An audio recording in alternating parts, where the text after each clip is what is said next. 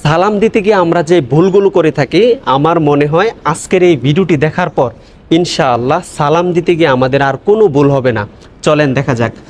এক নম্বরে আমরা যে ভুলটা করে থাকি সেটা বলি সালাম আলাইকুম। এর অর্থ হলো উটের নারী ভুঁড়ি আপনার জন্য। দেখেন একটু শব্দের ব্যতিক্রমের কারণে অর্থের কি পরিমাণ পরিবর্তন ঘটে। দুই নম্বরে আমরা বলি আসসালাম আলাইকুম। এর অর্থ হলো আপনার মৃত্যু হোক, আস্তাগফিরুল্লাহ। দেখেন এই জন্য আমি বলবো যে সালামটাকে আমাদেরকে সঠিকভাবে দেওয়া উচিত।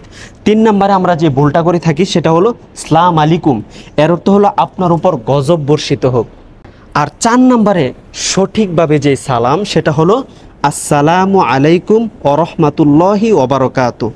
এর অর্থ হলো আপনার উপর আল্লাহর শান্তি, রহমত ও বরকত বর্ষিত হোক। আজকের এই ভিডিওটি সর্বোচ্চ শেয়ার করবেন। হতে পারে আপনার একটি শেয়ারে কোটি কোটি মানুষের সালাম ঠিক হয়ে যাবে, আপনি আজীবন সওয়াব পাবেন ইনশাআল্লাহ।